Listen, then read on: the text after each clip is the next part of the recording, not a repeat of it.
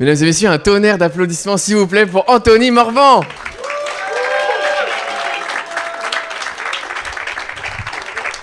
Je pense que cette conférence va vous plaire. Pour introduire Anthony, mieux que j'ai fait Julien hier.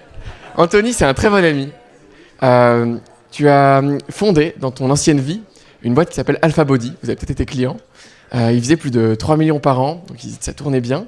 Et puis, à un moment, tu as senti que ton chemin personnel, ta quête te menait plutôt vers l'intérieur. Et tu as expérimenté les traditions spirituelles, l'ayahuasca. Et tu as été chercher dans des approches de développement personnel qui sont géniales à mon point de vue, qui, moi, m'ont fait beaucoup évoluer, telles que l'approche intégrale. Et donc, justement, tu es un des personnes qui connaît le mieux cette approche en France, je pense, aujourd'hui. Et c'est pour ça que je pense que vous allez adorer découvrir cette approche des mots d'Anthony. Voilà. Anthony, j'espère que c'était une bonne intro. Et je te laisse la parole. Vous m'entendez ? Non. Maintenant, ça Merci. Ah, là, c'est bon, ça marche. Merci, Squishy, je peux te le dire, pas comme le petit hug d'hier après la photo, qui était un peu bizarre, ce merci là. Bonjour à tous. Donc, merci Elliot pour cette intro.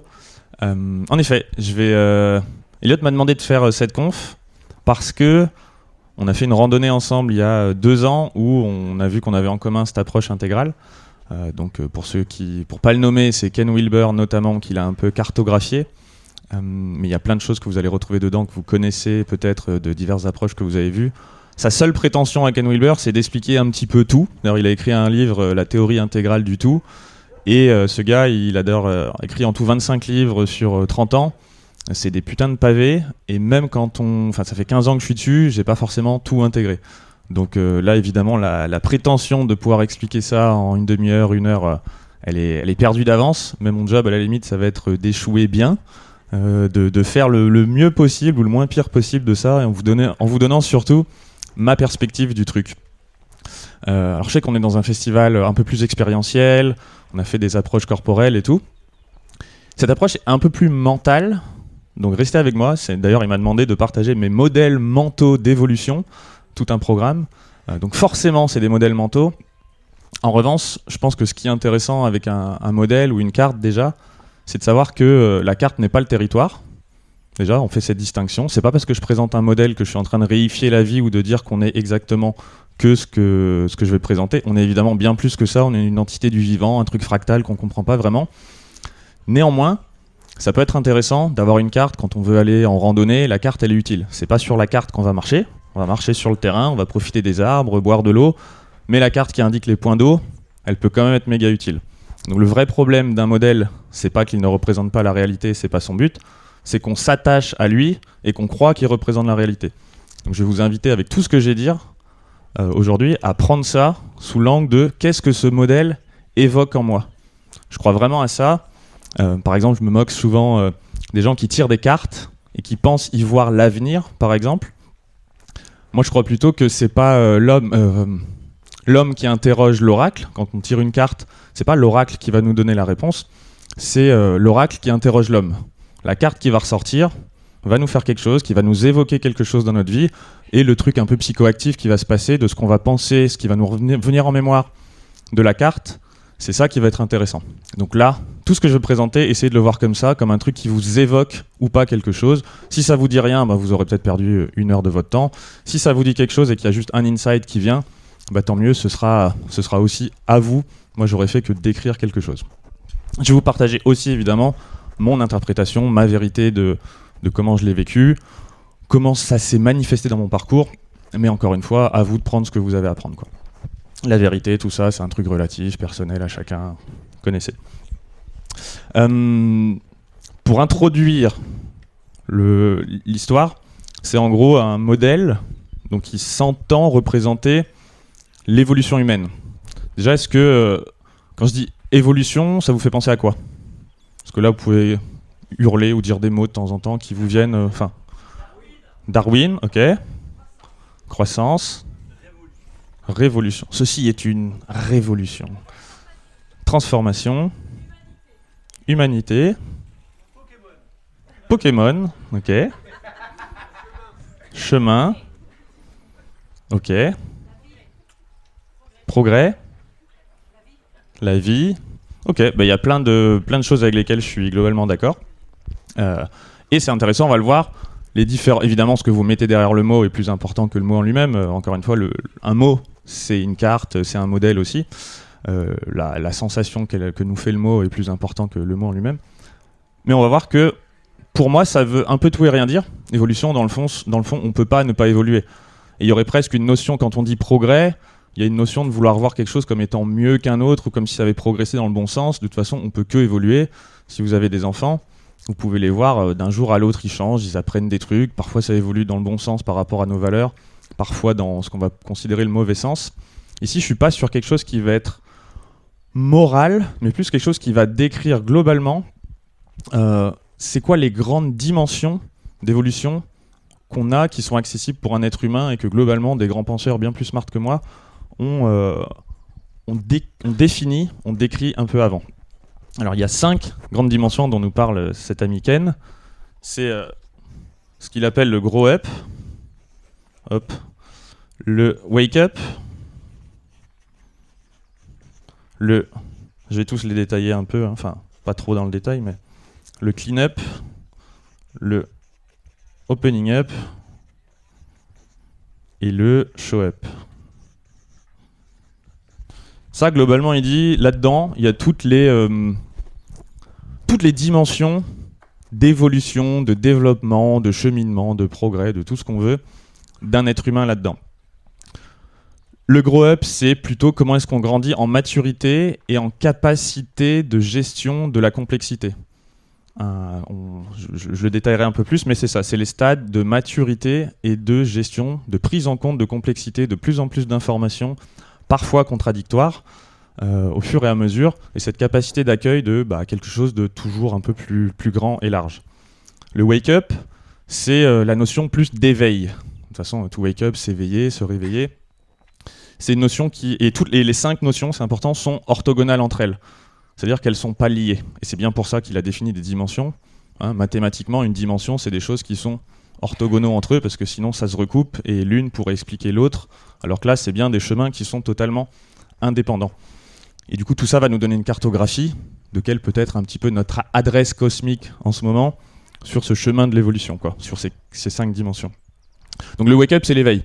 Globalement, pour faire très très simple aussi, soit je me prends pour un être humain physique séparé et je suis mon corps, étape 1. Étape 2, je me rends compte, merde, je suis pas mon corps, j'ai eu une expérience d'éveil, j'étais dans ma tête et je me rends compte que je vis dans un monde qui ressemble un peu plus au rêve. Dans un rêve, on n'a pas de corps, on n'a qu'une entité mentale, on va dire. 3e étape, je peux commencer à m'associer ou à me reconnaître comme étant un peu plus une phase de, c'est celle que j'ai le plus de mal à décrire, de sommeil profond. C'est-à-dire, il n'y a pas de forme. La forme physique, c'est une forme, la forme mentale, c'est encore des formes. Après, il y a le sommeil profond. Quand vous êtes en sommeil profond, vous n'avez aucun souvenir. Il n'y a pas de mémoire attachée à ça parce qu'il n'y a pas d'objet qui peut se souvenir, dont on peut se souvenir. Mais il y a quand même une présence qui est là. Étape 4, le témoin. C'est-à-dire, je ne m'identifie plus à quoi que ce soit, mais je suis le bordel qui observe tout. Donc, un état de présence, j'observe mes pensées, mes émotions, mon corps, le monde extérieur, les autres, les relations, tout ce qu'on veut, mes sensations corporelles, mes émotions. Et étape 5, non-dualité. Les 5 en même temps, Enfin, les 3 en même temps, c'est-à-dire je m'identifie en tant que témoin qui observe, et aussi je suis le monde, je me reconnais dans chaque particule, le monde fractal, Dieu, tout ça. Ça, c'est plus le chemin de l'Advaita Vedanta, par exemple, ou des branches mystiques de diverses relations. Tu lèves la main parce que tu plus sois, t'aimes bien ? Cool. Donc ça, c'est la dimension wake-up, et on peut très bien avoir des gens méga éveillés, mais vraiment éveillés, alors j'aime pas trop ce mot, mais qui ont cheminé sur ce chemin de l'éveil et qui se sentent vivre en tant que présence, qui observent et qui n'ont plus de sentiment de séparation peut-être avec le monde, mais qui pour autant en termes de grow-up et de gestion de complexité, on va voir, sont assez bas et qui du coup font de la merde. C'est là où on va avoir des dimensions un peu différentes. On peut penser à Osho ou à des gourous qui vraiment ont des états de conscience incroyables, mais qui derrière, en gestion mentale de leur personnalité, sont relativement bas, qui font qu'ils vont avoir des attitudes dans le monde qu'on va pouvoir juger à d'autres endroits. C'est pas pour autant qu'il n'y a pas une vraie spiritualité au sens du wake-up et de l'éveil authentique. Donc 2e dimension. 3e dimension, c'est clean-up, c'est le shadow work, c'est la thérapie. C'est une partie du coaching aussi, et c'est ce que nous a présenté notamment Julien hier. Moi, mon gourou là-dessus, s'il y en a un, ce serait plutôt John de Martini. On a le même gourou avec Julien. Gourou, je m'entends, hein, c'est un peu pour rigoler, mais voilà, celui qui m'a enseigné la meilleure méthode, je trouve, comme l'a fait Julien hier. C'est quoi les avantages, les inconvénients, ça nous permet d'aller voir c'est quoi la part d'ombre ou tous les trucs qui sont dans l'inconscient et qui nous dirigent et qu'on ne voit pas et qu'on refuse de voir en nous. Hier, il n'a pas été très très loin, mais l'idée c'est quand même d'aller réintégrer des bouts de nous au-delà de l'objectif qu'on veut poursuivre et s'autoriser à suivre le chemin de notre cœur. Il y a aussi, sur le chemin du clean-up, on récupère des petites parties de nous qu'on a laissées sur le chemin à cause de traumas, d'événements un peu compliqués. Et le vrai but du truc, c'est d'intégrer un peu plus de non-soi en soi. J'ai mon ami Jean-François Noubel qui s'intéresse aussi à l'évolution et à ce genre de choses, qui le dit, il dit aimer, grandir, quoi, c'est intégrer toujours plus de non-soi en soi. Et notamment le clean-up, c'est ça, c'est tout ce que je choisis de reléguer dans mon inconscient. Au fur et à mesure, je me retrouve face à des situations qui m'obligent à le réintégrer si je veux continuer à avancer. Enfin, c'est vrai, c'est un cadeau de la vie qui fait, t'as laissé, je sais pas, la colère ou...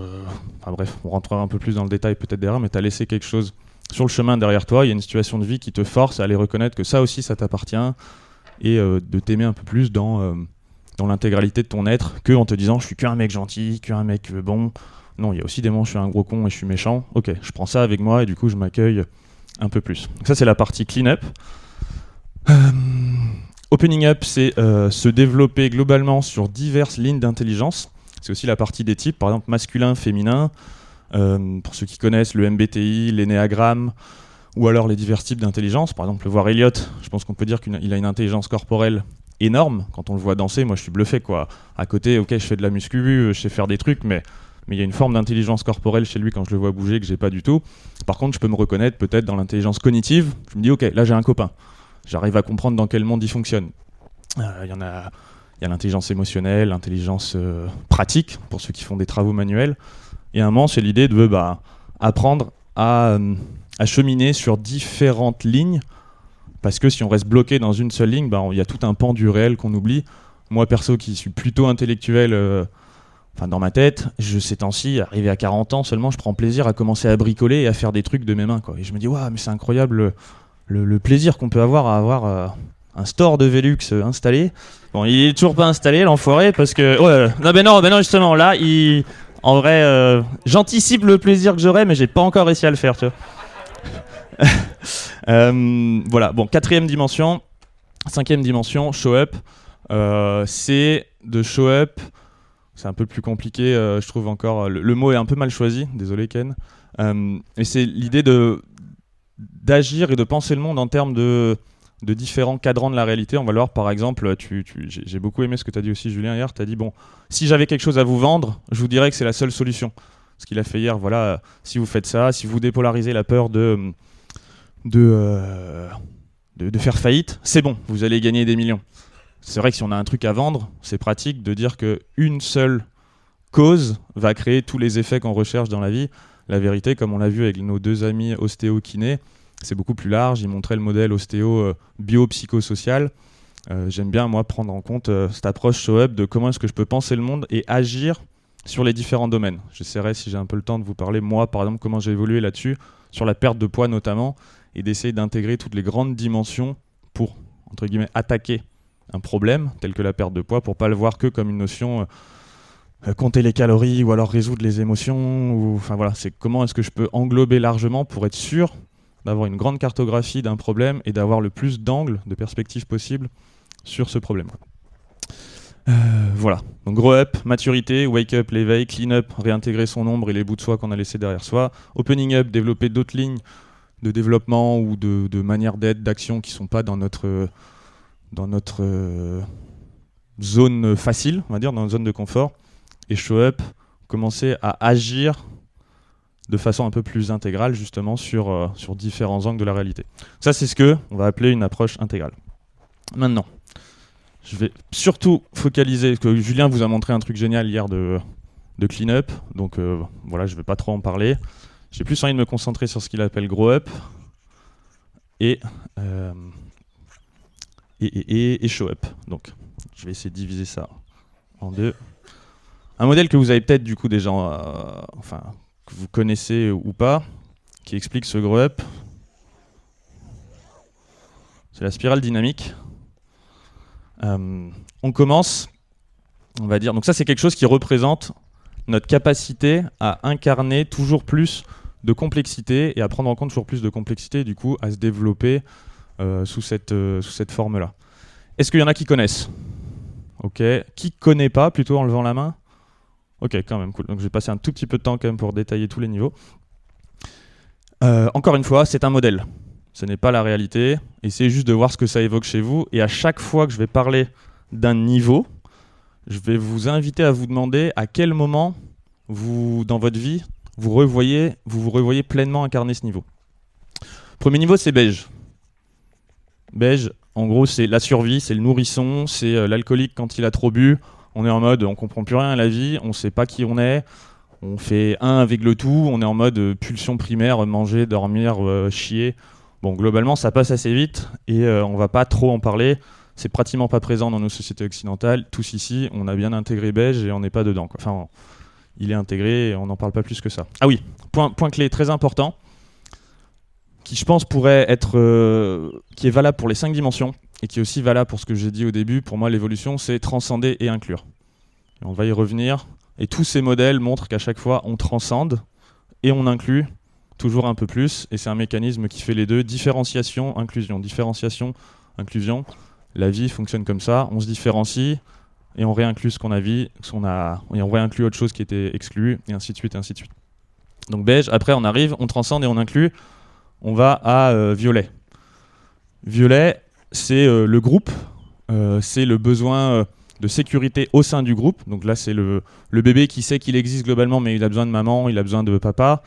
C'est une espèce de pensée magique aussi. On en rigolait ce matin avec je sais plus qui, là, on disait, bah ouais, la superstition, si on peut avoir des superstitions, s'il y a un moment dans notre vie, toujours la chaussette gauche d'abord, la Zidane qui disait ça avant les matchs, à un moment, si on a associé que si je mets ma chaussette gauche en premier, je gagne le match, quelque part, c'est violet, quoi. Ça me rassure, ça me fait du bien, c'est le besoin de routine, de rituel. J'ai l'impression de contenir l'angoisse par rapport au réel. Et comme j'ai pas d'autres moyens de gérer cette angoisse, je la gère sous cette forme-là, en m'inventant des rituels qui me protègent. Je fais la danse de la pluie pour avoir de l'eau, ce genre de choses. Pareil, très peu représenté, c'est les enfants relativement jeunes. On a beaucoup de résurgence de violet quand on verra un peu plus tard quand on se développe. À un moment, on a besoin de réintégrer violet, ça nous fait du bien. Il y a des choses qu'on pourrait croire beaucoup plus évoluées sur la spirale, qui sont en fait violets. Il y a beaucoup d'approches, c'est mon avis, je vais peut-être en choquer certains, mais beaucoup d'approches thérapeutiques ou un peu perchouilles, qui sont en fait un fort besoin de réintégrer violet parce qu'on n'a pas d'autres moyens encore de contenir l'angoisse intérieure, quoi. Et ça fait quoi? Donc ça fait qu'on est avec le groupe, on est dans le groupe, on se sent en sécurité au sein du groupe. Mais après, au bout d'un moment, on se dit, c'est cool, mais en fait, moi je suis un peu plus fort que certains dans le groupe, je vais pouvoir commencer à me démarquer. Donc là émerge rouge. C'est le besoin d'identité. C'est en gros, on va dire, donc ici on va dire sécurité. Et là, rouge, c'est envie, pulsion. C'est en mode, si j'ai envie de faire un truc et que je suis plus fort que les autres, pourquoi je dirais m'en priver, quoi. Si ici, il n'y a personne qui est assez fort pour me dire non, je vais prendre. Je veux dire, je veux baiser, je baise, je veux conquérir, je conquis, je veux manger, je mange. Il n'y a pas vraiment de notion de qu'est-ce que je vais... c'est quoi les impacts futurs, c'est juste je veux quelque chose maintenant, je le fais. C'est aussi le début de l'identité. Pour les enfants, s'il y en a parmi vous qui ont des ados qui en ont eu, là, moi, je le vois avec ma compagne, on a un ado qui a 14 ans, ça commence. Non, mais c'est comme ça, je veux ci, je veux ça, il commence à être casse-couille, quoi. Mais en même temps, c'est vraiment rouge qui se met, c'est une étape super importante pour qu'il développe son identité, qu'il se démarque, qu'il sorte du groupe, qu'il sorte juste des pensées magiques et qu'il se rende compte qu'il a un pouvoir d'action sur la réalité, qu'il peut dire, qu'il peut avoir des limites, qu'il peut demander, qu'il peut aller s'affirmer. C'est comme ça que se crée l'identité. C'est aussi dans l'évolution, justement, dans les divers groupes... je sais pas, c'est la mafia, par exemple. Rouge, c'est aussi la mafia, c'est le lien du sang, c'est je fais ce que je veux, c'est la loi du plus fort. Donc ça permet évidemment plein de choses. Par contre, ça a des limites. Les limites, c'est qu'à un moment, il y a quand même la loi. On vit en société, je peux faire ce que je veux théoriquement, mais non. Dans un monde où il y a une loi, il y a des conséquences. Donc là, je me retrouve confronté. Et puis même si je suis un chef de guerre qui a chopé toutes les ressources du coin, face à une bande rivale, par exemple, je me demande toujours est-ce que je vais pas me faire buter dans la nuit par un mal alpha un peu plus fort qui vient prendre ma place. Donc il y a cette notion qui manque de coopération, qui manque de règles, qui manque de prévision pour le futur. Et c'est là qu'émerge Bleu. Donc Bleu, c'est les... Oula, c'est mal écrit, Bleu, là. C'est, on va dire, les règles. C'est le niveau aussi absolutiste. C'est là où on commence vraiment à penser en termes de c'est bien, c'est mal. Il y a des choses qui sont bien, il y a des choses qui sont mal. Si je fais des choses bien, j'irai au paradis plus tard. Si je prie bien toute ma vie, à un moment, dans le futur, j'aurai quelque chose. Il y a cette notion d'être capable de penser le long terme, d'agir localement, mais d'avoir un résultat futur. C'est aussi l'administration. Si tu suis bien les règles, à un moment, tu auras ta retraite. Ce genre de choses. Si tu suis les codes de la route, tu peux arriver à bon port. C'est très cool, c'est un niveau très hiérarchique, c'est les entreprises un peu à l'ancienne, quoi. Tu commences, t'es ouvrier, puis après t'es contremaître, enfin chef, contremaître, responsable, puis si t'as bien bossé toute ta vie, tu peux peut-être être directeur d'usine, ce genre de choses. Mais il faut jouer vraiment le jeu de la hiérarchie, il n'y a pas forcément de shortcut. Au bout d'un moment, ce qu'il y a, c'est que pour plein de gens, c'est mais merde, si je joue le jeu, je vois qu'il y en a d'autres qui jouent pas le jeu et qui s'en tirent mieux que moi. Putain, fait chier.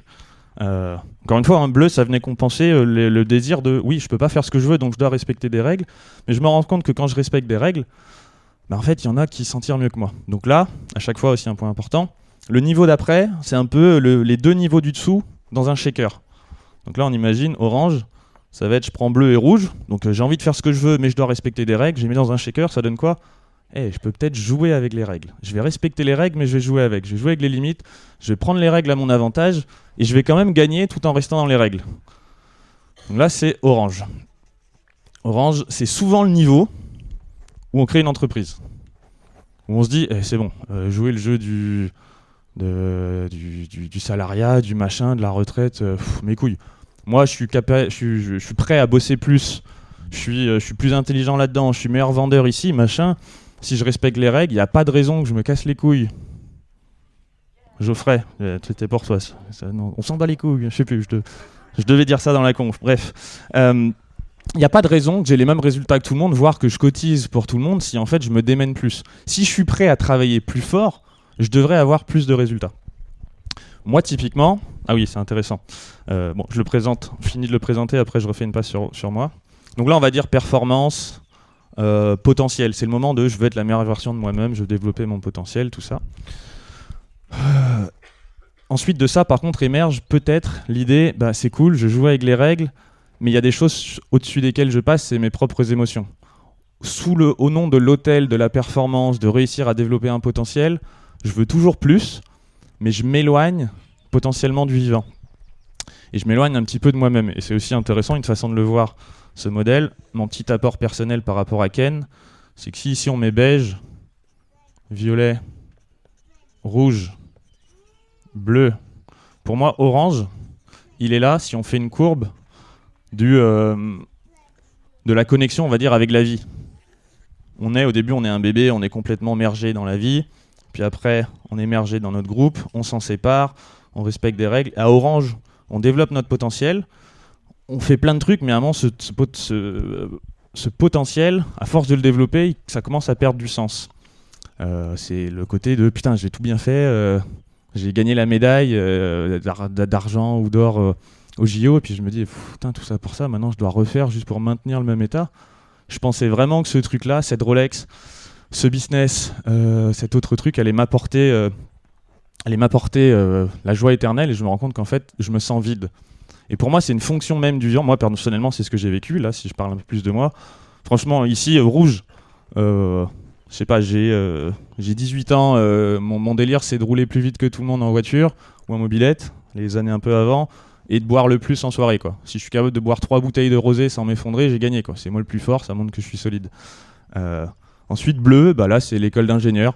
Bon, finalement, c'est pas mal aussi de respecter les règles, mais tiens, si j'ai des bonnes notes, je vais réussir ma vie, je vais faire Central Lyon, paf, j'ai réussi, putain, merde, j'ai Central Lyon, c'est cool, mais fait chier quand même, quoi, faut bosser, on gagne pas tant que ça en tant qu'ingénieur, je vois des gens qui tirent un peu au flanc, qui s'en sortent mieux, là, paf, je vais monter une boîte. Et c'est là où moi je monte Alpha Body, et je me dis, mais putain, je suis un bon vendeur, j'ai réussi à perdre du poids, j'ai un bon physique, je passe bien quand je parle, mais putain, pourquoi je vais m'emmerder à bosser pour une boîte ? Non, moi je crée ma boîte, je crée mes propres résultats, je crée ma vie sur mesure. C'est là aussi on va commencer à chercher de la liberté. Cette notion un peu primaire de la liberté, de si j'ai des sous, je serai libre des contraintes dont on a pu parler avant.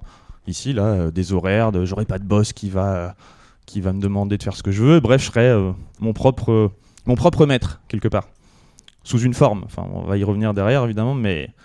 Et pour moi, c'est le moment où on est le plus séparé de la vie. C'est l'endroit où, on s'est éloigné. On a développé un potentiel, mais c'est cool, ce potentiel, on s'est barré, quoi. Puis on se retrouve tout seul là-bas, on se dit, ok, so what ? Moi, ça m'a vraiment fait ça. Tout ça pour ça. J'avais suivi des scripts ici, on me dit si tu as une bonne école, tu seras heureux, tu vas gagner, ok. Et après on me dit mais non, tu t'es fait baiser par le système, t'es trop dans la rat race.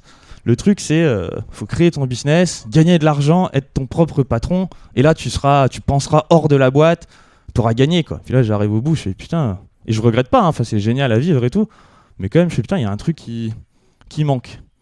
Et pour moi aujourd'hui, ce truc qui manque, il est parfait, comme l'a dit Jim Carrey, il a dit I wish everyone would be rich and famous so that they can understand that it's not the answer. Donc, j'aimerais que tout le monde soit riche et célèbre pour que vous puissiez comprendre que c'est pas la réponse. Il a pas dit soyez pas riche et célèbre. Il a dit mais faites-le le plus vite possible pour que justement vous arriviez là en voyant putain en fait c'est qu'une étape sur le chemin, c'était pas ce que je cherchais. Et c'est ce genre de leçon non enseignable. On peut le dire, tout le monde le dit. Si t'es papa ou maman, tu vas dire ça à ton fils. Écoute, ne sois pas riche et célèbre, tu verras, c'est pas la réponse. Il va faire, mais ta gueule, je vais le faire. Si, quand t'es convaincu à l'intérieur et que t'as besoin de le vivre, et cette spirale, elle vit en nous justement. C'est une espèce de mème, de truc qui vit en nous et qu'on est obligé presque de cocher à l'intérieur de nos tripes, pas juste intellectuellement, de le vivre. Faut vraiment le vivre, se dire, je fais 3 millions et en fait, ça me fait pas ce que je pensais. Et je les ai là, tu vois, ces chiffres d'affaires. Ouais, vas-y.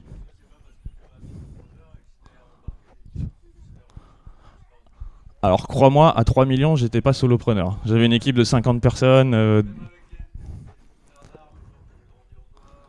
Ouais, tout à fait. Ouais, parce que dans le fond, ce que je venais chercher, c'était quelque chose que seul moi, je pensais trouver. Et tu vois, il y a cette phrase que j'aime bien les citations. Moi. You can get enough of what you don't really need. Et en fait, c'était pas vraiment ce que tu veux, ce dont tu as besoin. Et encore une fois, je suis pas en train de dire qu'il faut pas le faire. Vraiment, au contraire, faut le faire. C'est une étape, ça me fait penser un jour, j'étais à une conf de Franck Lobvé, et le mec il est là, il déblatère, il dit ouais, travailler sur soi, c'est se prendre pour de la merde, c'est mettre devant soi le pilier pour dire je suis pas assez bien aujourd'hui, hein. Quand on dit je vais travailler sur moi, ça veut dire quoi? Le sous-texte c'est un peu je suis pas assez bien. Donc il critique vachement Orange et tout à ce moment-là. Je peux entendre la critique, tant qu'il critique ça, je suis en mode c'est vrai. Mais à la fin, donc il finit son speech et il dit donc bref, faites pas de développement personnel, c'est de la merde, en se positionnant comme je suis le coach gourou anti-développement personnel. Et en fait, j'étais d'accord avec tout, sauf quand il a dit ne le faites pas. Là, il y a un truc en moi, ça a fait oh là, j'ai levé la main, il s'est retourné, il a un peu fait l'autiste de je veux pas répondre à cette question et tout. Bref, au bout d'un moment, je lui dis écoute, c'est pas une question, je suis juste pas d'accord, mec, t'as 53 ans. Ça fait 30 ans que tu fais du dev perso, que tu l'as fait tout ce putain de chemin. T'es là devant des gens qui ont besoin de le faire et tu dis le faites pas. Bah non, t'as le droit de décrire le fait peut-être que ce qui va se passer, mais dis pas le faites pas. C'est uniquement parce que tu l'as fait, que tu l'as vécu, que tu peux avoir cet insight. La seule façon de l'avoir, c'est de le vivre. Et là, il m'a fait putain, t'as raison, je ferme ma gueule. C'est une petite fierté d'avoir. Parce qu'il ferme pas souvent sa gueule quand même, mais il a dit t'as raison, je ferme ma gueule, quoi. Et pour moi, ça décrivait le besoin nécessaire de Spiral. C'est pour ça, là, je vous en parle, mais dans le fond, ça sert à rien. Je veux dire, vous allez pouvoir le voir, l'observer. De toute façon, ça vit en vous.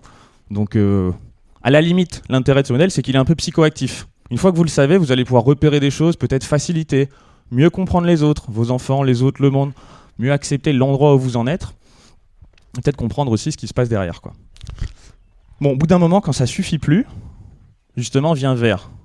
Et vert, c'est, on va dire, la connexion, que ce soit aux autres, aux émotions, à la terre. On se rend compte qu'on vit dans un écosystème. C'est l'écologie, au sens noble du terme, c'est comprendre qu'on est un petit bout d'un ensemble. Et c'est vouloir honorer ce truc-là plus que son propre besoin de performance. Encore une fois, on transcende, on inclut. Donc oui, on est toujours capable de faire de la performance quand il faut.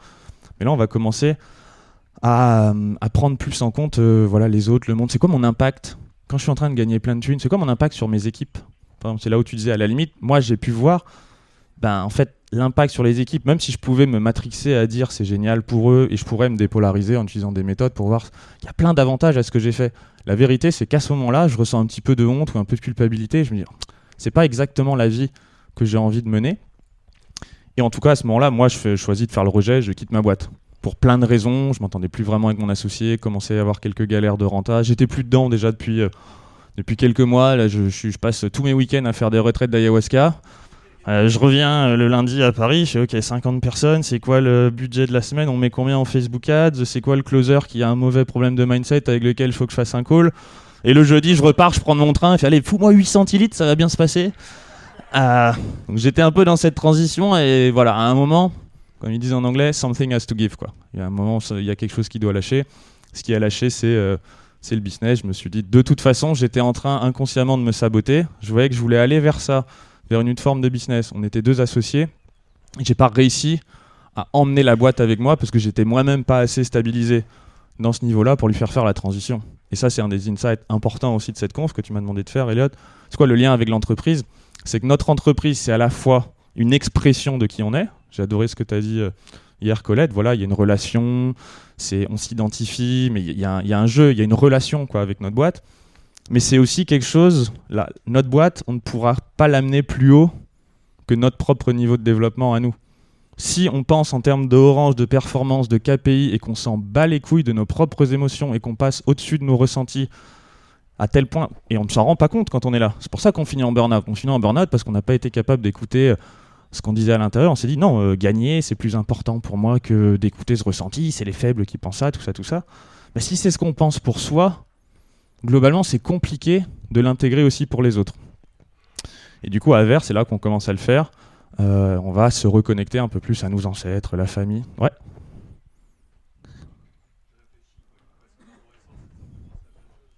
Vas-y. C'était le but aussi, je l'ai peut-être pas assez dit, mais poser des questions.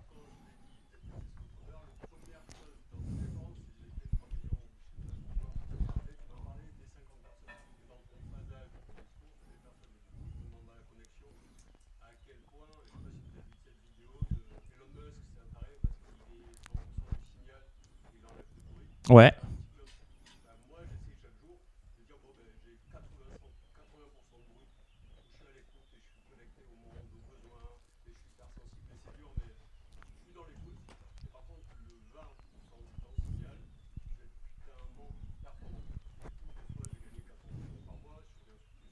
Hmm.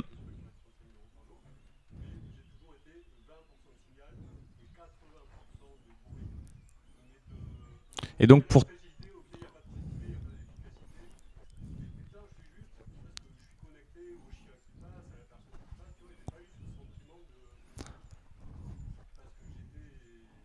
t'as pas eu l'impression qu'il y a eu une évolution à un moment? Ah, moi j'adore Van Damme. Enfin, je suis le premier à... Ah, bah bien sûr, je suis d'accord. Attends, je t'arrête pour pas que ça parte trop loin. Par contre, je reviens juste sur un truc que t'as dit, si je peux te challenger. Ah, pardon. Il a dit en gros, toi t'as parlé de 3 millions avant de parler de tes équipes. Il me dit aujourd'hui, moi, je suis à l'écoute de 80% du bruit et 20% du signal. Donc 20% du temps, je suis en mode productivité orange, globalement, et 80% du temps, je suis en mode vert. J'essaye. Donc je dirais, bah, globalement, tu as un centre de gravité vert, tu vois, ça peut être ça. Mais de l'autre, je te challengerais sur pourquoi tu appelles ça du bruit. Si tu étais vraiment vert, en fait, le bruit, ce serait presque ça, ou les deux, ce serait du signal. Tu aurais 20% de signal de performance et tu serais conscient qu'en fait, c'est pas du bruit que d'être à l'écoute du chien ou de tes équipes. C'est du signal si c'est vraiment important pour toi.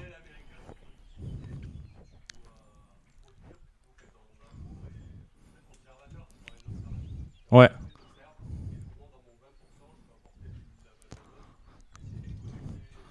Donc, mais du coup, ça veut dire que tu as encore complètement intégré et tu as du mal à dire. Pour toi, le modèle américain, Orange, c'est la réalité et toi, tu essayes un petit peu de t'en échapper.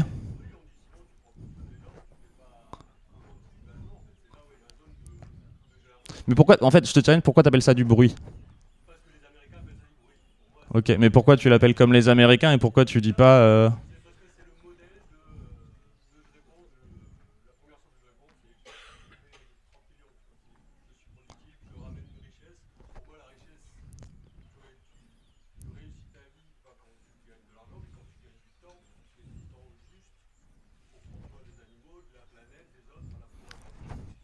c'est très vert ce que tu dis, et je vais pas aller contre ça, très bien. Enfin, moi je te partageais comment je pensais justement à l'époque d'Orange. J'ai pas dit qu'aujourd'hui je fais plus du tout 3 millions, loin s'en faut. J'espère un jour les refaire, mais aujourd'hui j'ai pas encore réussi à réintégrer tout ça justement pour faire et 3 millions et prendre soin de la planète et tout un tas d'autres trucs. Je suis en chemin là-dessus aussi. Vert, et ensuite émerge de vert. Donc vert, il y en a pas mal d'entre vous qui devraient quand même connaître ce niveau. Et d'ailleurs vert aussi, c'est intéressant. Ça dépend des types, justement dans le opening up MBTI ou machin. Une femme va pas vivre vert de la même façon qu'un homme. Pour ceux qui connaissent le MBTI, suivant nos fonctions, on va pas vivre vert de la même façon. Moi, vert, c'est une galère. Moi, je suis câblé pour orange, tu vois. Orange, je sais bien, je suis à l'aise, je suis tranquille. Je découvre les émotions, les trucs. Le V même, il existe en moi, donc il demande d'aller là. Mais c'était pas facile tous les jours. Alors qu'il y en a parmi vous, quand vous avez découvert ce genre de festival et tout, c'est un retour à la maison, quoi. Ouais, je me sens bien, je suis à l'aise, j'ai attendu que le monde soit comme ça. Moi, c'est en mode, putain, je sens qu'il faut y aller, j'en ai envie. Mais je me sens pas à ma place, quoi. Tu vois, c'est pas l'endroit dans lequel je suis naturellement câblé pour évoluer. Je sais qu'il y a besoin de ces étapes. Ici, quand j'ai découvert Orange, putain, mais c'était facile.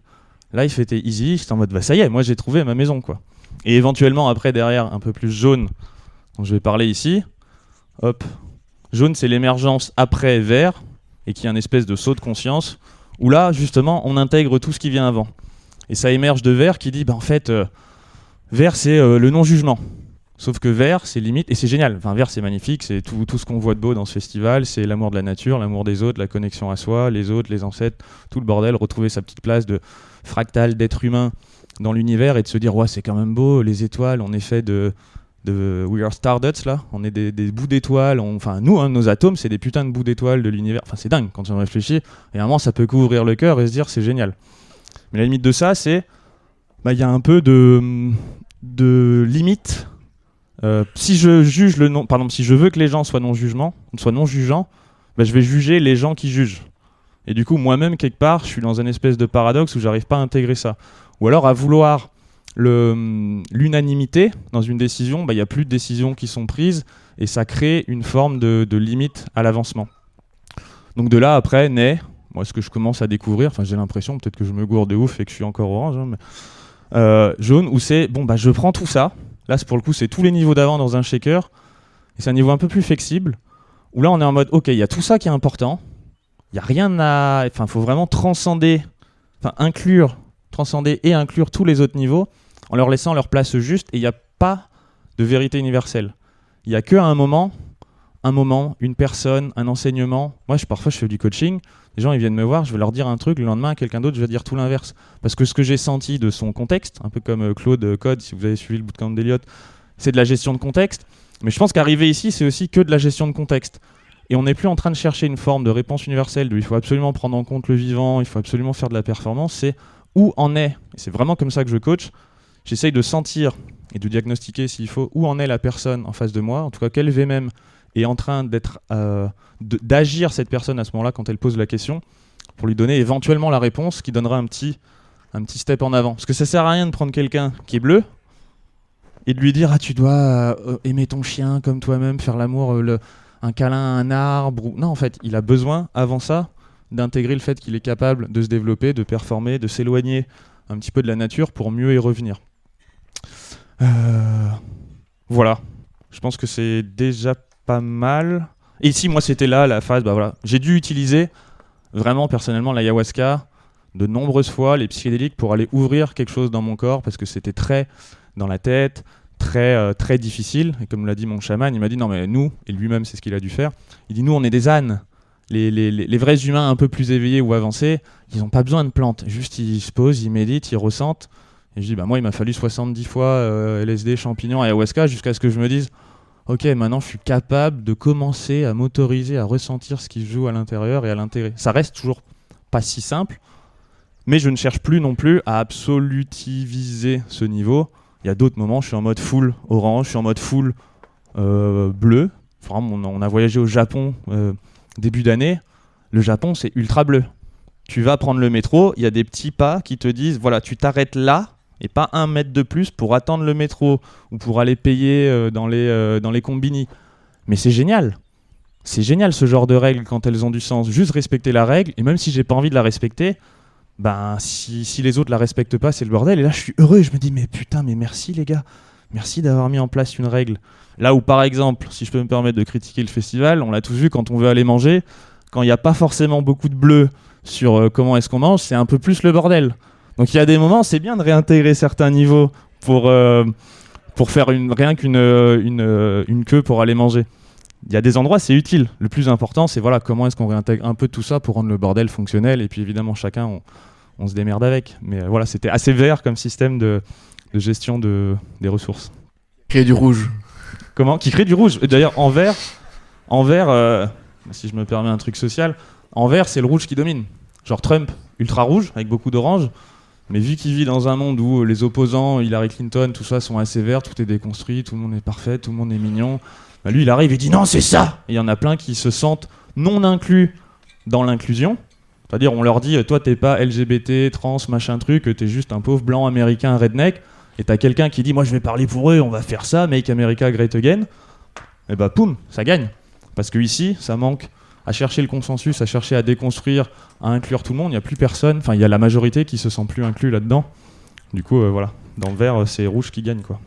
Merci Anthony. J'aimerais juste te relancer. Parce qu'au début, tu as parlé du processus de transcendance et inclusion entre les niveaux. Et du coup, peut-être si tu as envie de parler juste des holons, la différence avec une hiérarchie, une holarchie et le processus. Voilà. Tout à fait. Ça représente en effet une holarchie. Attends, tu permets que je réponde à ça et juste après je reviens. Ça représente une holarchie, pas une hiérarchie. Notamment vert peut être trigger par l'idée de se dire quoi, il y a une hiérarchie, il y a des gens qui sont au-dessus, des gens qui sont en dessous. Oui, on est tous des êtres humains, on mérite tous d'être aimés, mais il y a quand même des compétences ou des niveaux de complexité qu'on peut prendre en compte. Quand on est capable de prendre en compte notre pulsion, les lois, notre besoin de performance, la connexion, ben on prend un monde plus complexe. Enfin, on a un monde dans notre tête, on vit quelque chose de plus complexe que la personne qui prend que rouge et qui se dit je m'en bats les couilles des règles, je m'en bats les couilles des émotions, je m'en bats les couilles de gagner dans un système, juste je prends ce que j'ai à prendre maintenant. Et du coup, un holon, plusieurs fois t'as vu, l'idée d'un holon, c'est quelque chose qui est là, qui existe, par exemple un atome. Ensuite, ça va faire une molécule. Donc une molécule, ça transcende et ça inclut les atomes. Dans le fond, une molécule, c'est juste une émergence d'atomes. Ça fait 1 + 1 égale plus que 2, quoi. C'est incroyable comme cette histoire. Et c'est pour ça que j'ai dit, pour moi, le fondement de l'évolution, c'est ça. Transcender et inclure, parce que l'évolution ne fait que ça. Après, une molécule, ça va donner, je le fais vite, mais un organe. Et on n'est pas en train de dire qu'il y a que l'atome, il est moins bien qu'un organe. L'organe, dans le fond, ce n'est que des atomes. Et l'atome, en lui-même, fait émerger l'organe. Donc les deux sont complètement interreliés, fractal quoi quelque part, mais il y a bien une holarchie où à chaque fois, les niveaux inférieurs se combinent, et par ce qu'on pourrait appeler donc l'émergence. L'émergence dans le fond pour moi c'est juste un mot un peu compliqué pour dire l'amour. C'est des choses qui se rejoignent, comme un homme et une femme qui se rejoignent, pouf, ça fait un bébé, ça crée un univers. Et c'est une forme de force d'attraction qui crée ça, l'attraction fondamentale des atomes, des molécules, qui va créer des choses un peu plus grandes. Le code du vivant, on en a parlé dans la conf qu'on a fait ensemble. Pour moi, c'est aussi là que se trouve un peu le code du vivant, dans attraction, transcender, ça recrée quelque chose qui se différencie, qui va être attiré par quelque chose de même niveau que lui, et qui va encore une fois transcender et faire émerger quelque chose d'autre. Et après, l'organe, le corps humain. Donc là, on peut avoir un humain, et ensuite une société, une planète, un univers, des galaxies, un univers et tout. Et c'est la même chose qui se passe avec ce VM à l'intérieur de la psyché de l'être humain, parce que là je l'ai donné sur le plan biologique, et c'est le dernier modèle que je voudrais peut-être juste... Mince, j'ai déjà tout écrit. Non mais t'inquiète, je vais juste faire un... Ouais, on va la retourner. Donc voilà, l'idée c'est une holarchie, c'est-à-dire c'est quelque chose qui fait que transcender et inclure. Chaque étape est utile, chaque étape est bonne, mais chaque étape supérieure est un niveau de complexité plus grand. Tout comme un ado de 15 ans, on va pas lui demander d'être un homme de 40 ans, ou les problématiques qu'il va être capable de gérer. Statistiquement, en tout cas, il y a peut-être des ados de 40 ans qui gèrent plus que d'autres hommes de 40 ans, c'est pas l'idée. Mais dans la complexité des choses qu'il a à apprendre dans sa vie, se connaître et tout, on peut pas espérer de lui qu'il prenne en charge autant de complexité. dans ses décisions, dans ses choix, dans ses responsabilités. Pour autant, on va jamais dire l'ado de 40 ans, il sert à rien, il a moins de valeur que l'être de 40 ans. C'est l'être de 40 ans en devenir. C'est sur le même chemin. Et l'arbre, il est déjà inclus dans le gland. Et d'ailleurs, pour devenir un arbre, il faut d'abord se planter. Non. Voilà. Est-ce que tu voyais d'autres choses que je pouvais préciser sur la spirale déjà ? C'est peut-être juste le truc que c'est des lunettes par lesquelles tu vois le monde. Ouais. Et donc, ouais. Oui, voilà. C'est des lunettes par lesquelles on voit le monde qui colorent notre réalité. Et ceci dit, c'est aussi des choses un peu psychoactives. Là, en vous en parlant, justement, normalement, l'invitation peut-être maintenant, c'est ça, c'est à voir à quel moment vous avez changé de niveau, parce qu'il y a souvent quand même un gap. Quand on change de niveau, il y a une espèce de mur du son où on passe d'une réalité, une paire de lunettes qu'on voit et qui nous va bien, à un nouveau monde dans lequel on arrive. Et en général, on est un peu en galère. Parce qu'on doit réapprendre les codes de ce nouveau monde, on doit s'adapter à ce nouveau monde. C'est à la fois des lunettes avec lesquelles on voit le monde, mais c'est aussi vraiment un monde dans lequel on débarque et qui nous change. Le fait d'y arriver, forcément, on est obligé de s'adapter. Et pour moi, ça, c'est un des codes, justement, vraiment de l'évolution, qui nous force à changer de lunettes. Et d'un coup, on peut avoir la même réalité physique, mais si on change de lunettes, on voit autre chose. On le voit tous, on a tous notre perspective. C'est le nom du truc d'Eliott et Jean-Charles au début, c'était le nom de mon podcast. Pareil, j'avais fait ça en 2019 avec un S et tout, perspective pour dire qu'il y a plein de perspectives. Là, l'idée, c'est de donner un sens, globalement, à ces perspectives-là. C'est une chose de dire, oui, on a tous des perspectives différentes. Super, c'est bien. Et c'est très vert, d'ailleurs, justement. Là, on est tous des perspectives. Là, l'idée de ce modèle, c'est de présenter, oui, mais ces perspectives-là, ces paires de lunettes qu'on met sur notre vie, globalement, elles suivent un chemin. Et là, l'invitation pour chacun d'entre vous, c'est de sentir un peu, est-ce que quand je parle de ça, les étapes, vous les reconnaissez ? Vous voyez les moments de transition, le moment de transition entre je quitte mon taf et d'un coup, j'en ai marre, j'en peux plus.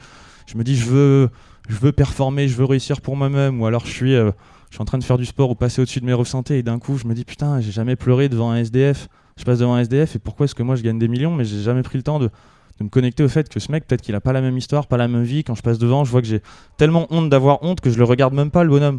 Et ça commence à nous faire quelque chose à l'intérieur. Il y a des niveaux auxquels ça fait rien. Mais ces transitions-là, commencer à ressentir ce genre de choses, mettre en place cette paire de lunettes, ça pique. Ça pique sévère. Ça me touche là quand je le dis, parce que moi je l'ai vécu. Et c'est vraiment des choses de dire, waouh, en fait le mec il est vraiment en galère. Si je prends le temps de me connecter à un SDF, je suis pas bien. Je peux dépolariser, je peux faire tout un tas de choses, ou alors je peux aussi plonger dedans et aller lui parler et me rendre compte qu'en fait c'est dur. Et revenir avec, putain, j'ai de la chance, moi, de pas vivre ça, mais en même temps, ça me fait grave chier qu'il y ait un frère être humain qui vit ça. Et j'y suis pas complètement pour rien. Enfin, pardon, j'y suis pas pour grand-chose, mais en même temps, peut-être que déjà en le regardant et en disant bonjour, en ayant envie de lui dire bonjour, je pourrais changer un petit peu sa réalité. C'est grandir en conscience à chaque fois là-dessus. Ça implique des moments de difficulté, de murs à dépasser. Et donc voilà, mon invitation pour vous serait, si vous avez à sentir à quelle période de votre vie, par exemple, pour les points importants, à quel moment vous avez jumpé vers orange, jumpé vers vert, à quel moment vous commencez à sentir que peut-être vert, ça a ses limites aussi. Voilà, dans votre tête. Hein. Je prends les questions, ouais. Ou comment tu le sens ? Il y avait une question de Jean-Charles ici, si tu voulais décrire ton... Ouais, du coup, je lui disais sa question. Si tu voulais décrire justement ton passage de orange à vert et ton intégration de la spiritualité. Oui. Dans ton histoire, voilà. Ok. Du coup, déjà, la spiritualité, c'est un mot qui souvent commence à émerger à vert, mais qui existe tout du long. La spiritualité rouge, elle existe. C'est je fais ce que je veux. C'est le truc qui est le plus... Cette spirale, elle décrit les niveaux de spiritualité. C'est juste que cette spiritualité prend le nom spiritualité commun tel qu'on le connaît, de je médite, je me connecte, je fais tout ça, à vert. Mais avant ça, à orange, il y a une spiritualité. La spiritualité, c'est je vais atteindre mon potentiel. C'est une forme de spiritualité. Bleu, pareil. À bleu, c'est la religion dogmatique, telle que vous la connaissez et que vous l'avez sûrement à un moment reniée. Je vais à l'église, je médite. C'est le prêtre qui a le pouvoir de me donner...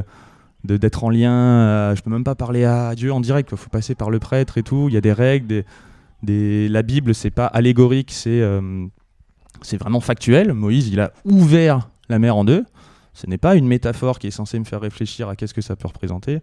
Bon voilà, mais du coup moi, le moment où j'ai commencé à mettre de la spiritualité verte dans ma vie, c'est en effet, après m'être rendu compte, en fait ça suffit pas de gagner des sous, ça suffit pas d'être connu sur internet, d'être musclé, de m'amuser à la salle de sport à pousser le plus lourd possible, il manque un truc.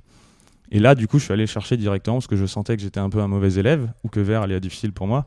C'est là où tout de suite, moi, j'ai plongé dans les psychédéliques avec une énorme méga dose de champignons à 5 grammes et quelques qui m'a fait me dissoudre dans l'univers. Donc plutôt dans le wake-up. Et ce wake-up, il a fait que je suis allé direct en mode non-dualité. Et là, même la thérapeute qui m'a accompagné, elle me dit oui, non, mais t'inquiète, ça va aller, tout ce qui monte redescend. Et moi, je débarquais dans un espèce de nouveau monde avec en tout cas ce qui s'était passé. Je n'arrivais pas à l'interpréter. Encore une fois, les dimensions sont orthogonales. Donc je venais de faire un gros truc de wake-up, mais je suis toujours dans Orange, ou aux limites de Orange. Et du coup, je me dis, mais attends, qu'est-ce qui vient de se passer ? Il n'y avait plus rien, plus personne, je suis en connexion avec le tout. C'est donc ça qu'ils appellent se dissoudre dans l'univers, mais c'est ça Dieu, peut-être ? Enfin, je commence à me poser des questions, avec pas toutes les bonnes réponses. Justement, à me dire, attends, Bleu me disait que ça c'est Dieu. Putain, merde, ils avaient pas si tort que ça, Bleu. Finalement, je les prenais pour des cons, et je me disais, Dieu, il n'existe pas. Mais là, en ayant vraiment eu une expérience intérieure de divin, je me dis, merde, qu'est-ce que je fais de cette information qui est maintenant dans mon corps ? Et du coup, c'est là où je suis allé chercher des réponses que je vais trouver, je vais appeler un peu plus vertes ou que j'ai interprétées en mode vert dans le chamanisme, où il y a beaucoup de violet, d'ailleurs, dans le chamanisme, hein, quand on se connecte à l'esprit des plantes, tout ça, c'est un peu plus violet que bleu, pardon, que vert.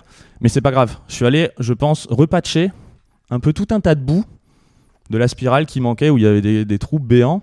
Et ça s'est passé par ça, par le chamanisme et par, globalement, la lecture, ce qu'on va appeler la philosophie pérennialiste. C'est se dire qu'en fait, dans chacune des grandes traditions, il y a une même vérité qui émerge, mais sous d'autres formes. Genre une vérité, plusieurs enseignements. Encore une fois, une vérité, plusieurs perspectives, si on peut le dire comme ça. Et moi, celle qui m'a le plus touché, je les ai un peu toutes creusées, mais celle dans laquelle je suis allé... Enfin, je les ai toutes regardées en surface. Celle qui m'a le plus touché, c'est l'Advaita Vedanta. Advaita Vedanta, donc c'est la branche non-duelle de l'hindouisme.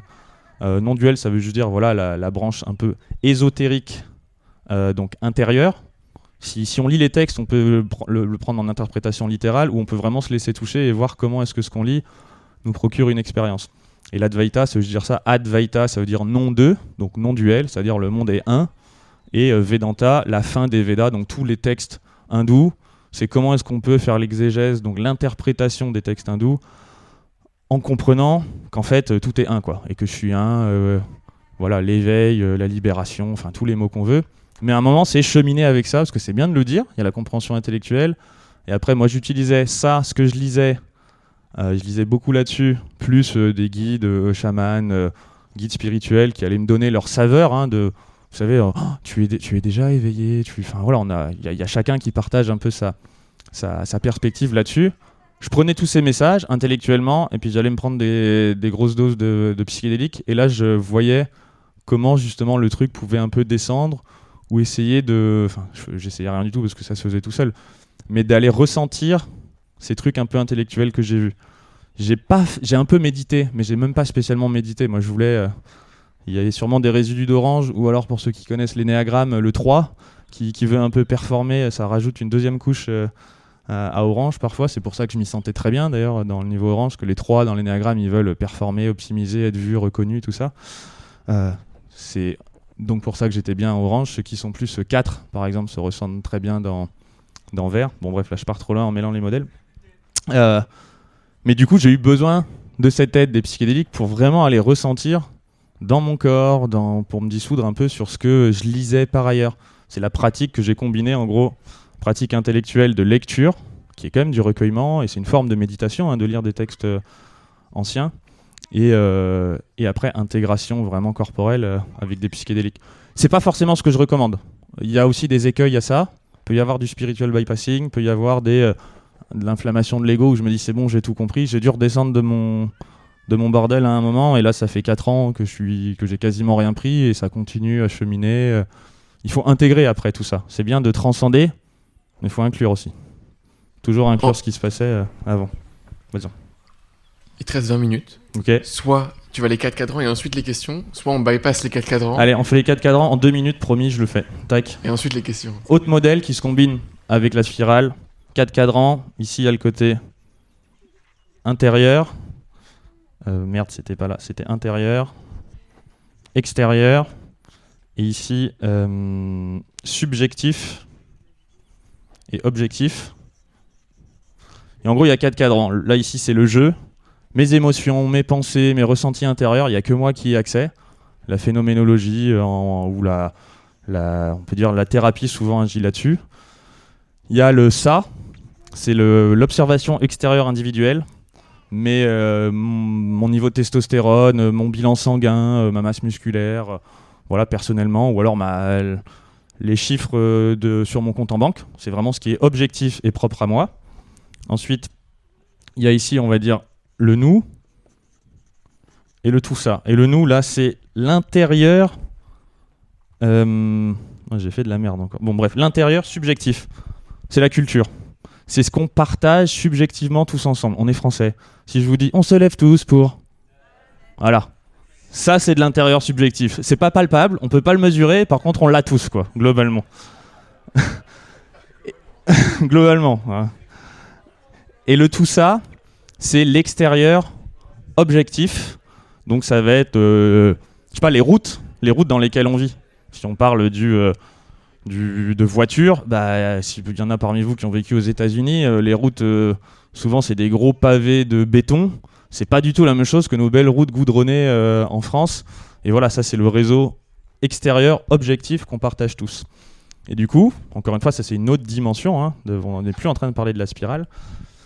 Mais pour Ken Wilber, et moi je suis d'accord aussi, encore une fois c'est un modèle, mais il dit que chaque événement d'expérience est une tétra-émergence, donc c'est-à-dire une quadri-émergence de ces trucs-là en même temps. On ne peut rien réduire comme jet d'expérience à juste mes croyances. Par exemple, dans le dev perso, quand on va dire « tout est une question de mindset », c'est cool pour vendre des choses. Mais en fait, non. Genre si tu dis à quelqu'un, par exemple si je prends l'exemple de la perte de poids, c'est une question de mindset. Oui, mais si tu manges trop de calories, même si ton mindset il est très très bien, tu vas pas maigrir, Jean-Rémy, tu vois, ça va pas marcher.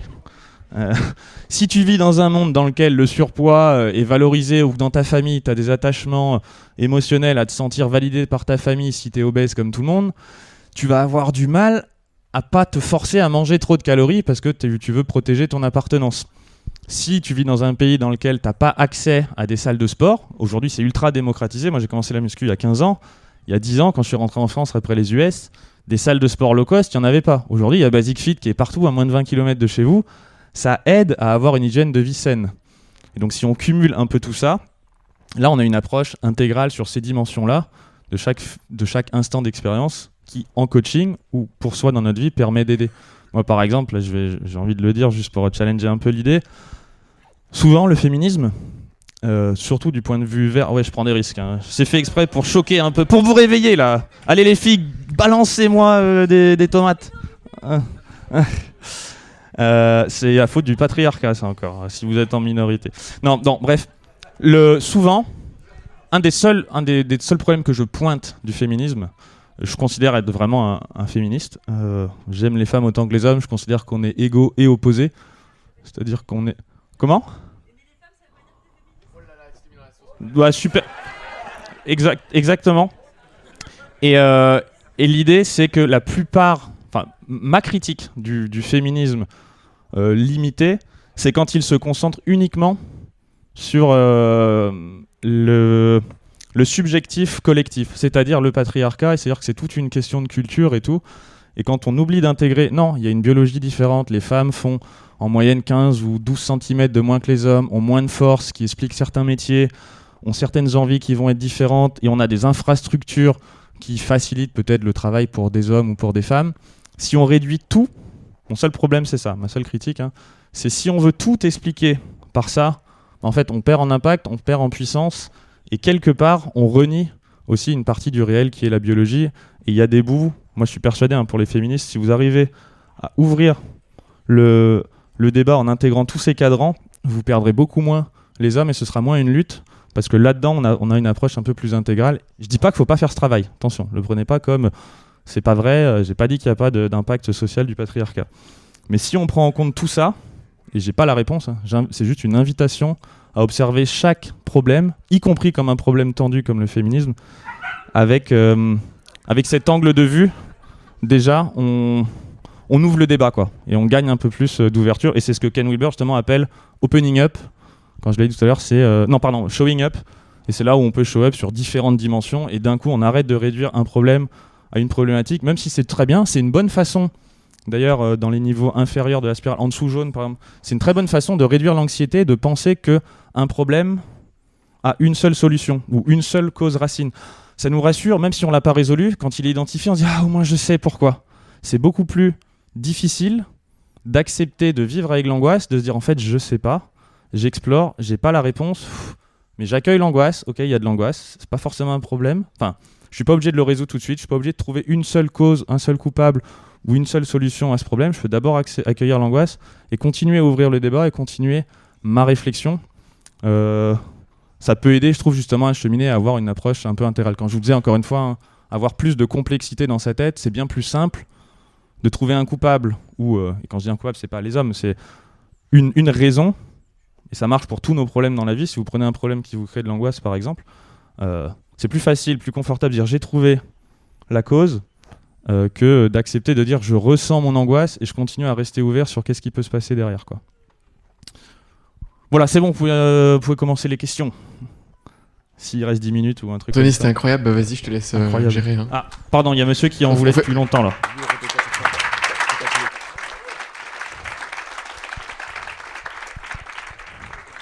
Je t'écoute.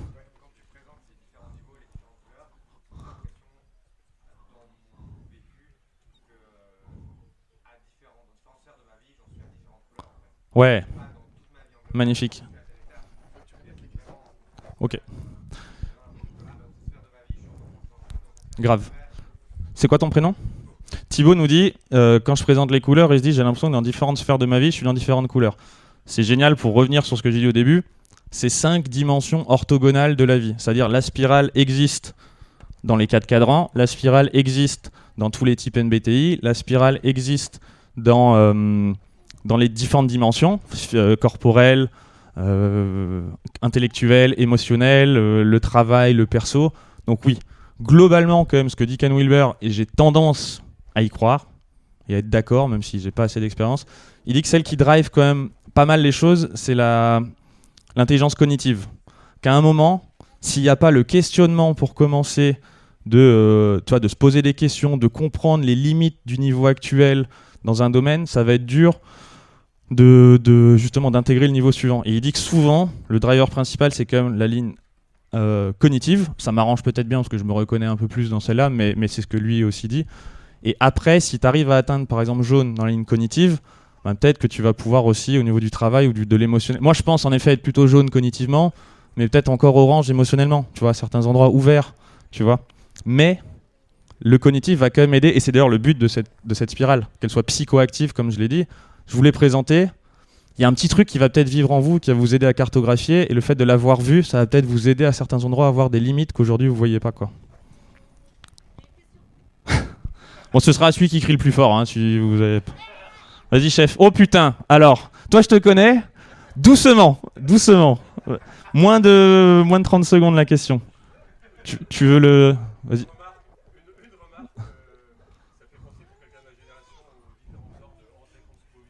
Ouais.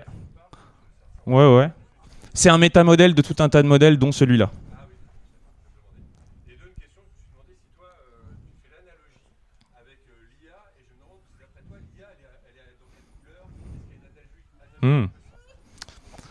Super, là je vais être en mode pur prospectif, c'est-à-dire je réfléchis pas, j'ai jamais trop réfléchi à cette question.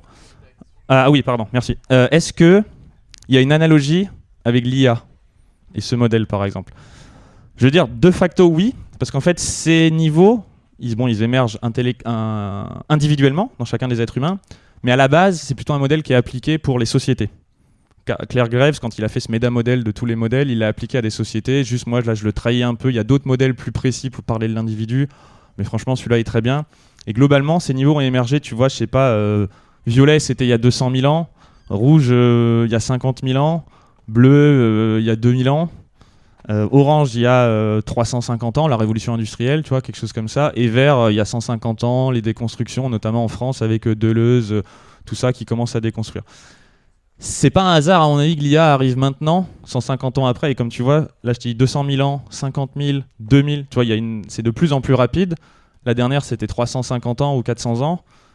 150, que là maintenant, et peut-être il y a même déjà quelques dizaines d'années, on ne sait pas, les débuts de l'intelligence artificielle, les microprocesseurs, tout ça, ça m'étonnerait pas que ce soit en effet une des émergences de jaune et qui vient, j'aime beaucoup là-dessus, Jean-François Noubel, il le dit bien, il dit qu'en fait, si on prend aussi ce modèle, c'est une technologie, mine de rien, l'IA, c'est une technologie, mais qui bizarrement coémerge du coup.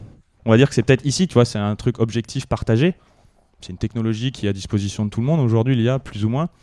Elle émerge, elle coémerge en même temps que ça, sûrement. Une société qui est prête à accueillir quelque chose où il y a une inclusion, des perspectives, des gens qui... Enfin voilà, je sais plus, là je vais me perdre en donnant des exemples, mais je pense qu'elle agit notamment ici, mais forcément en interrelation avec tout le reste.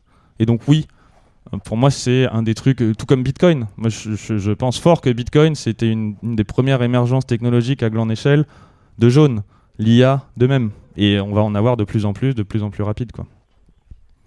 Allez. Pardon, jaune c'est le dernier niveau globalement, qui inclut et qui transcende tous les autres. Il y en a d'autres encore après, mais celui-là déjà suffit. C'est globalement, tu sais qu'il n'y a pas de vérité. T'es passé par la déconstruction verte, donc tu sais que chacun a sa perspective, chacun fait ce qu'il veut, mais tu es capable de revoir toute la spirale et de savoir qu'il n'y a quand même pas une hiérarchie, mais une holarchie. De savoir qu'il y a des gens et des solutions qui gèrent plus ou moins de complexité. Tu es capable de voir que chaque personne, là où elle en est dans son niveau de développement, de toute façon, la seule chose qu'elle peut faire, c'est aller à l'étape suivante, que ça ne sert à rien de lui demander d'être autre chose que ce qu'elle est ou juste de la guider sur le bon chemin. C'est l'endroit aussi où tu arrêtes globalement de juger. Tu t'arrêtes même de juger les gens qui jugent les autres parce que tu dis bah oui c'est une étape, c'est normal, on est tous humains, on fait comme on peut, c'est un chemin, c'est quelque chose qui est beaucoup plus mature, plus complexe, qui prend en compte des paradoxes. C'est vraiment un niveau dans lequel c'est un paradoxe permanent dans ta tête quand tu vis. Et après il y a le niveau d'après qui s'en bat les couilles des paradoxes, qui les incarne, qui les vit, mais à jaune tu ressens quand même un peu une tension, tu es capable de les avoir en tête. Mais y a des moments, c'est en mode putain, il y a une dichotomie à manager. Est-ce que je dois, dans ma société, avoir plus de structure ou de liberté ? Les deux, comment ? Mais tu es capable de sentir à quel endroit faut l'un ou l'autre. Tu n'es plus dans le rejet de la structure ou des libertés individuelles. Par contre, tu arrives à sentir laquelle tu mets. Mais c'est encore un effort quand même de tenir ces deux paradoxes les uns les autres. Tu as le niveau d'après, turquoise, ou que je connais absolument pas. Enfin, j'ai des exemples dans mon entourage, mais je ne vais pas prétendre pouvoir en parler d'expérience. Qui se pose plus la question. Ce qui vient, ça émerge, c'est la bonne solution, c'est un petit élément de la vie. Voilà. Donc voilà jaune. Et du coup, l'IA, Bitcoin, tu vois, c'est quelque chose qui est quand même très intégratif de tout ce qui vient avant. C'est paradoxal, intégratif, c'est micro, c'est macro, c'est contextuel. Pour ça, l'IA, la bonne gestion du contexte en IA est importante parce que le contexte donne la réponse. Il n'y a pas de forme de vérité universelle, quoi.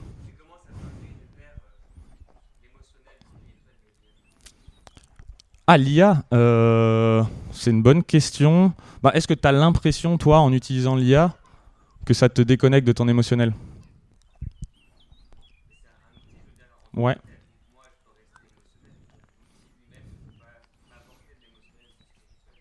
Alors, un peu perchouille, mais on n'a pas accès à ce que ressent l'IA ou l'intériorité subjective de l'IA.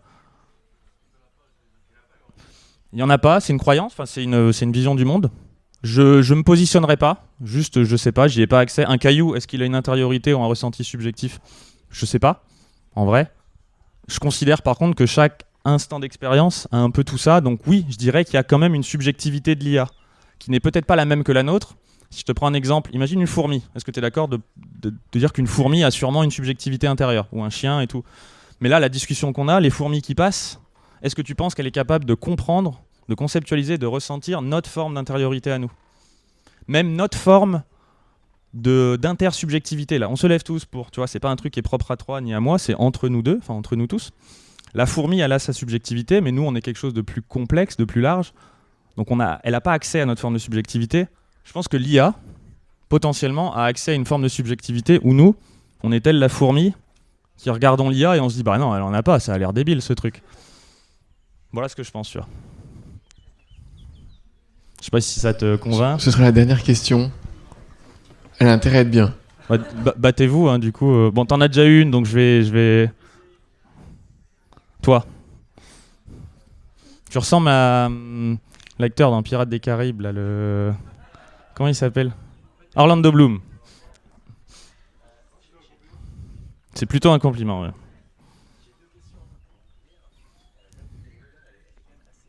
Ouais.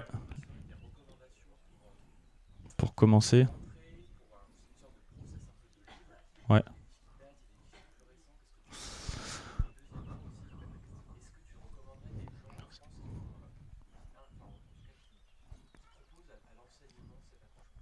Alors, comment commencer à découvrir Ken Wilber? Parce que c'est dense, son œuvre, 25 ouvrages, 30 ans. Je pense que son livre le plus intéressant, c'est Sex, Ecology, Spirituality. C'est le plus gros pavé, mais il reprend un peu tout. C'est un des derniers. Ou sinon, il y a le dernier, c'est Integral, on en a parlé dans la HRP. Un des tout derniers, Towards Integral Development, je sais plus, mais un livre de 2024. Voilà, qui sont bien, c'est les deux premiers. Plus petit le dernier, plus synthétique, un peu comme j'ai fait. L'autre, le pavé de 800 pages qui reprend toute son approche, et puis s'il y en a que tu as envie de creuser, tu pourras creuser. Et dans les gens qui en parlent, j'ai vu en préparant vite fait un peu, en me remettant les notes de la spirale, il y a de plus en plus de blogs qui en parlent, mais souvent c'est en superficie. Et je vais prêcher pour ma paroisse. J'ai lancé un podcast qui s'appelle Sagesse moderne, où j'interviewe notamment Julien, il y a Elliot. Et entre les interviews, j'ai l'intention de justement faire ma synthèse, moi, de tous ces modèles au fur et à mesure, parce que vu que j'en parle dans les podcasts, ça permet aux gens de le faire. Donc je te dirais, moi, quoi. Tu cherches Sagesse moderne, Anthony Morvan sur YouTube. D'ailleurs, si vous voulez tous vous abonner, ça me fera grave kiffer, parce qu'il y a des résidus d'orange et je suis un 3, donc voir des chiffres monter, ça fait grave kiffer. Voilà, si vous voulez me faire plaisir, abonnez-vous sur YouTube, Sagesse moderne, Anthony Morvan. Le livre, c'est Finding Radical Wholeness, qui est sorti il y a 3 ans. Voilà, Finding Radical Wholeness. Plus synthétique, une approche un peu plus globale, macro, et l'autre, Sex, Ecology, Spirituality, qui rentre dans le dur, quoi. Qui rentre vraiment dans le dur. Le deuxième... Finding... Ah, le deuxième... Enfin, je sais...